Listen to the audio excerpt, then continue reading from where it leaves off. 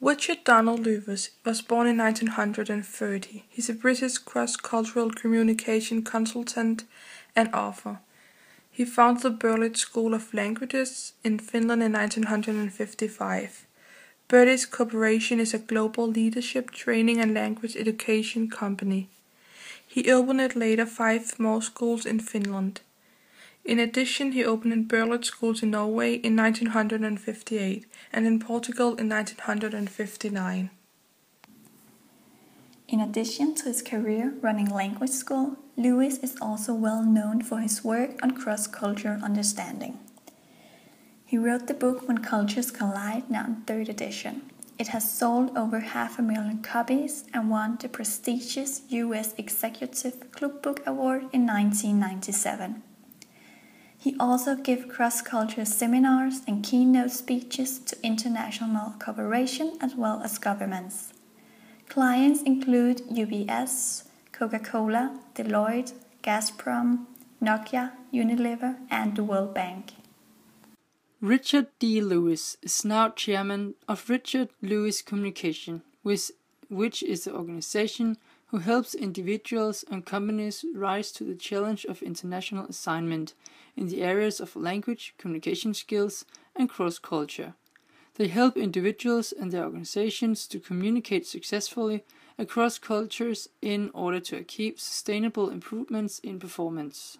Richard D. Lewis developed the Lewis model of cross-cultural communication. The core of the model classifies cultural norms into linear active, multi-active, and reactive. The members of linear active cultures plan and organize their life in a kind of chain of action where they do one thing at a time. Linear active cultures like working with others who focus on the task and who appreciate structure and reason. They can annoy the other types by their focus on the task and lack of consideration for relationships. They are introvert, patient, silent, they mind their own business, stick to plans, and are rarely interrupt. Northern Europe, Northern America, and related countries are linear active cultures. Multi-active persons, on the other hand, are the opposite of those in the first category. They are talkative and they do many things at the same time, and they do not structure their time according to a certain plan. But they focus more on the personal contact. Plans can often be changed because the personal contact are more important. They are more social than linear actives and consider managing relationship as an essential part of their job. When they disagree about something, they can be loud and emotional, but will quickly forget this as an agreement is reached. Multi-active cultures are extrovert, impatient, change plans, interrupt, and are people-orientated. Southern Europe, Latin, African, and Middle Eastern countries are typified as multi-active. Reactive individuals are the third pole of the triad, and they combine characteristics of both groups in response to the environment. They give high priority to politeness and respect. They listen carefully and think hard about what the other person is saying rather than just diving with their views. Reactive cultures are introvert, good listeners, quietly caring, and connect social and professional life. A person from a non-reactive culture should think about the fact that the verbal response from a reactive culture only represents a small part of the whole message.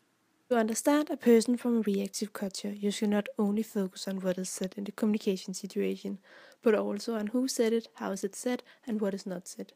The Japanese and the Chinese are perhaps the best examples of this type of behavior. Turks and Finns are also in this category. Reactive individuals seem to have a lot more in common with linear active people.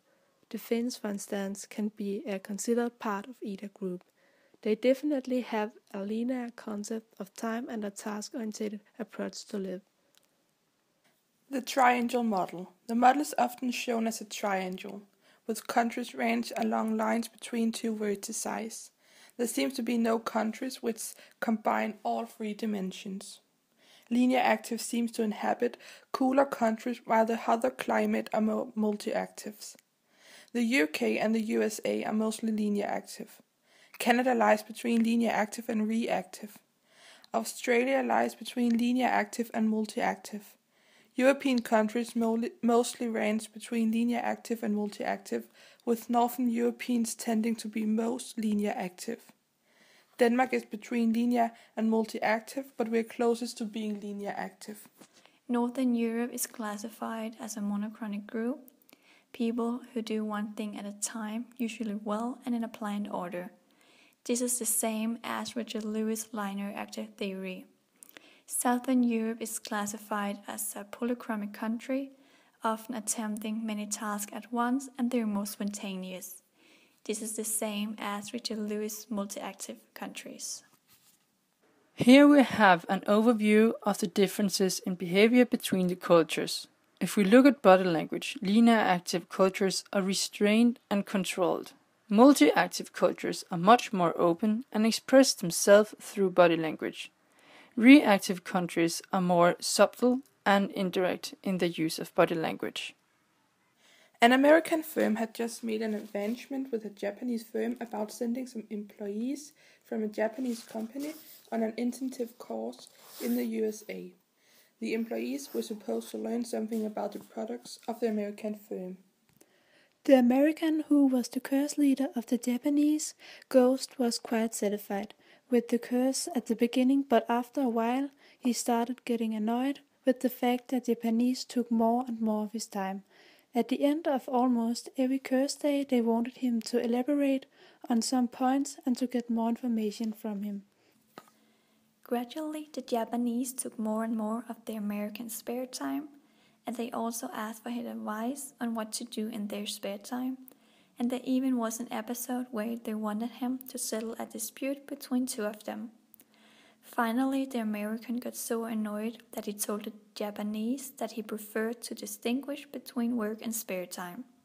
Shortly after, the Japanese asked the American firm for another course leader. In reactive Japan, employees and company feel more closely connected than in linear active America.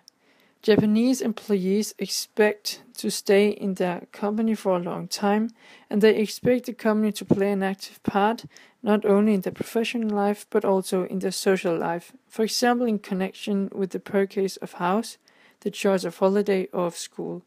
Without knowing the cultural differences between Japan and the USA, the Japanese participants in the course quite naturally expected their American employer, the course leader, to act as a Japanese employer, and quite understandably, they got frustrated when they realized that he was not willing to be involved in their social life. Time is an important factor but has different meanings around the world. In American, time is money. In American, they are worried about the time, they think the time goes very fast, they have to plan everything and are very busy. The Americans both live in the past, the present and the future. When the past is over, they think of the today's task. They do the task chronological. After that, they have their attention to the future. They plan months ahead. They follow a cognitive schedule. They are not spontaneous. The time is so important because you have to make money, otherwise you are nobody.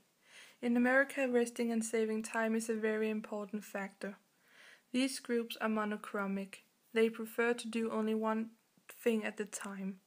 They think that in this way they get more things done. The harder you work, the more hours you use on your work, the more successful you will be and the more money you will make. Overall, you have to work fast to make things done fast, to have a lot of success, to earn a lot of money. Southern Europe are multi-active rather than linear active. The more things they can do at the same time, the more happily and successful they think they are. They use their time very different from the American. Southern Europeans organize their time, but they are not interested in planning their time. They like to be spontaneous. They like to live in the present and do not take terms to earlier planned appointments. They ignore the fact of passing the time schedule, but they will finish a conversation or a meeting before they move on to new stuff. Time. They manage time the best way possible. Each day the sun rises, the seasons follow one another. People grow older and die, but their children reconstitute the process. We know this cycle has gone on for more than 100,000 years. As they say in East, when God made them, He made plenty of it. They do not expect people to make a quick decision. In a Buddhist culture, not only time, but also life goes around in a circle. Whatever we plan, however we organize, they will always take things as they come. The point of all these analyses is to understand how to interact with people from different cultures. It's also important to learn about culture differences in order to avoid offending others. So when someone acts in a way which is not what you would accept, you can look at it in a different perspective. You can take the cultural differences of that person into account and maybe not react in a negative way. By focusing on the cultural roots of national behavior, both in society and business, we can foresee and calculate with a surprising degree of accuracy how others will react to our plans for them, and we can make certain assumptions as to how they will approach us. Lewis writes.